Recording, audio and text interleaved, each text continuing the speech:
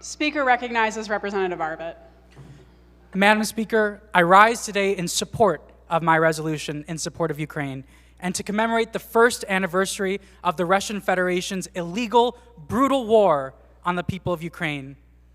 Madam Speaker, I'm reminded of the quote by Elie Wiesel: "Neutrality in the face of evil only favors the oppressor." Nearly 10 years ago, in December 2014, I sat in my comparative politics class watching on YouTube as millions of Ukrainians descended onto the central square in Kyiv, waving blue and yellow flags alongside those of the European Union and NATO. I remember being struck by the courage and commitment exhibited by those millions of Ukrainian men and women who faced down violence by a regime's security forces to take back their country from a Russian-installed kleptocrat. And what did Ukrainians receive for their bravery?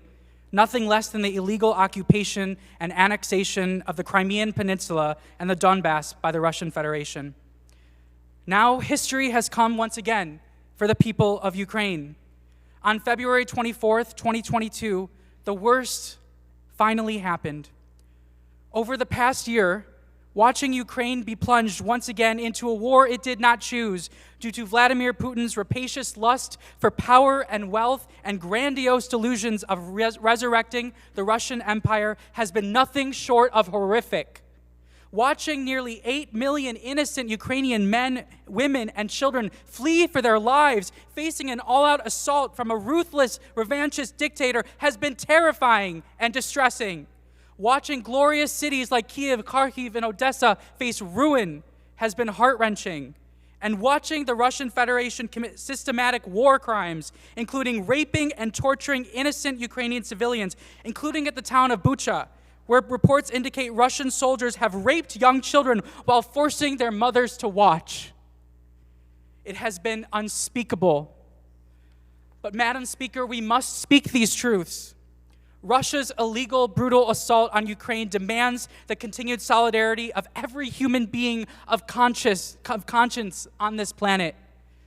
Last year, at the outset of the war, I joined 10,000 Michiganders and the representative from the 14th District for a rally supporting Ukraine at Hart Plaza in Detroit. I brought with me a sign that read, "Jews stand with Ukraine," in English and Hebrew. An elderly woman came up to me and told me she lives in Kyiv and was visiting her son in Detroit when the war broke out. It was a miracle that she was here, safe. The woman told me that she was so moved to see my sign because her grandmother was killed at Baba Yar, one of the worst massacres of Ukrainian Jews during the Holocaust, and she broke down in tears, telling me how she fears it is happening once again right now in Ukraine. I fear she was right, Madam Speaker. I fear she was right. Russia's crimes against humanity in Ukraine rhyme with the worst chapters of European history.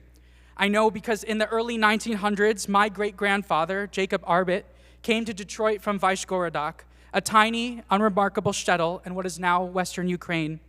Had he stayed, by November of 1942, he would have been sent to the Vishnevitz ghetto and executed by Nazi-aligned operatives. That is exactly what happened to the family, my family, he left behind.